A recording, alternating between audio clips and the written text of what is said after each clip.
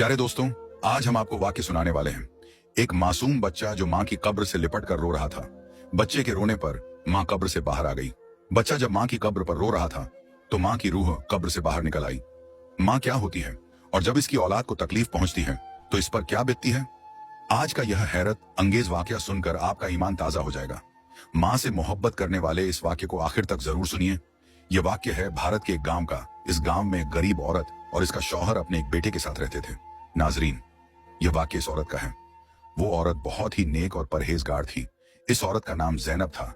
जैनब के घर में हर वो खुशी थी जो वह चाहती थी, लेकिन अल्लाह ने एक खुशी से इसे महरूम रखा था। वो खुशी थी औलाद की। इन दोनों मियाँ बीवी की कोई औलाद नहीं थी। शादी को 5 साल गुजर गए थे। लोग जैनब को तरह तरह की बातें सुनाते और ताने देते कि तुम बांझ हो, औलाद पैदा नहीं कर सकती। इसके शौहर को कहते कि तुम दूसरी शादी कर लो, 5 साल हो गए हैं तेरी, इस बीवी ने तुझे औलाद की खुशी ना दी।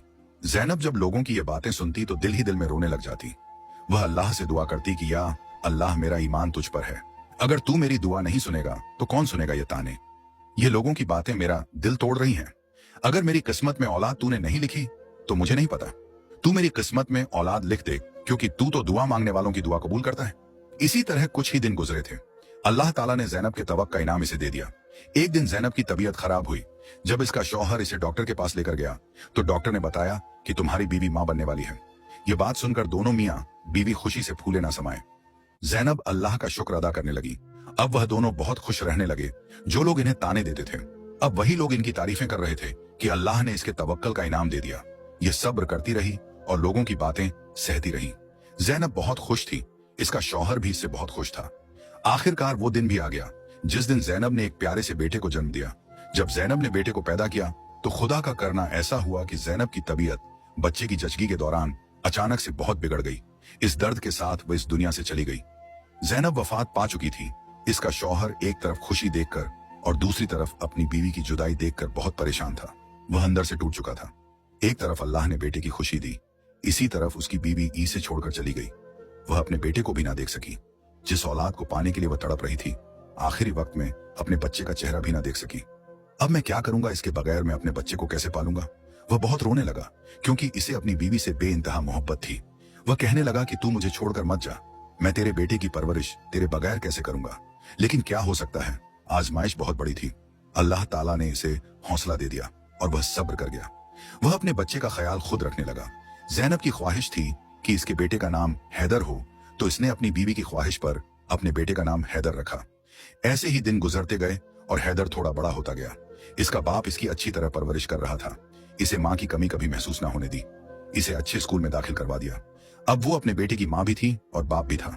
हैदर को कभी भी इस बात का एहसास नहीं हुआ था कि इसकी माँ नहीं है, क्योंकि बाप ने इसे हर वह चीज लाकर दी थी जो वह मुंह से निकालता था। इसका बाप उसे फौरन पूरा करता, हमेशा खुश रखता। इसे माँ की कमी कभी महसूस ना होती। इसका बाप इसकी आंख में कभी आंसू ना आने देता, क्योंकि वह अपने बेटे से बेइंतहा मोहब्बत करता था। लोग इसकी तारीफें करते कि बीवी के मरने के बाद वह अपने बेटे की कितनी अच्छी तरह से परवरिश कर रहा है। वह खुश थे। इनकी जिंदगी बहुत अच्छे से गुजर रही थी, लेकिन कभी कभी इसे अपनी बीवी का ख्याल आता तो वह रोने लगता। वह बेटे के सामने तो ना रोता। इसी तरह 4 साल गुजर गए। लोग अब इसे कह रहे थे कि तुम दूसरी शादी कर लो, तुम्हारा बच्चा बड़ा हो रहा है, इसका ख्याल कौन रखेगा, और तुम्हारी भी अभी उम्र इतनी नहीं, तुम अभी जवान हो, और वैसे भी जब तुम काम पर चले जाते हो तुम्हारा बच्चा घर में अकेला रहता है। किसी घर वाली को घर में लाओ जो तुम्हारा घर चलाए, तुम्हारे बच्चे का ख्याल रखे, इसे माँ की कमी महसूस ना हो। वह इनकी बात मानकर एक खूबसूरत लड़की से निकाह कर लेता है। लड़की भी बहुत खूबसूरत। नासिर ने भी यह फैसला कर लिया कि शादी हो जाएगी तो बच्चे का भी ख्याल मेरी दूसरी बीवी अच्छी तरह से रखेगी। मुझे इस बात की फिक्र तो ना रहेगी कि मेरा बेटा घर में अकेला है। जब मैं काम पर चला जाऊंगा तो मुझे पीछे से इसकी फिक्र नहीं रहेगी। जब इसकी शादी हो जाती है तो वह लड़की दुल्हन बनकर इसके घर में आ जाती है। वह शादी की पहली रात अपनी बीवी को कहता है कि यह मेरा बेटा है, इसका नाम हैदर है। इसकी माँ जब से फौत हुई है तब से मैं ही इसकी परवरिश कर रहा हूँ। इसकी पैदाइश वाले दिन ही इसकी माँ फौत हो चुकी थी। इसने अपनी माँ को आज तक नहीं देखा। मेरे बच्चे ने कभी भी माँ का प्यार नहीं देखा। तुम इसको माँ का प्यार देना। मैंने शादी इसीलिए तुम्हारे साथ की है ताकि तुम मेरे बच्चे को अपना बच्चा समझो और इसका अच्छी तरह से ख्याल रखो। इसकी बीवी बहुत चालाक थी। वो लड़की कहने लगी कि आप फिक्र ना करें, ये आपका बेटा नहीं बल्कि आज से मेरा भी बेटा है। आप आज से यह फिक्र दिल से निकाल दें कि आपका बेटा अकेला है, इसे माँ की कमी महसूस हो रही होगी। नहीं, आज से मैं ही इसकी माँ हूँ, मैं इसका बहुत अच्छे तरीके से ख्याल रखूंगी। वह लड़की, इसमें एक बुरी आदत यह थी कि वह खुद का बनाव श्रृंगार बहुत करती। जिंदगी के दिन इसी तरह से गुजरते गए। नासिर अब बच्चे की तरफ से फिक्र छोड़ चुका था।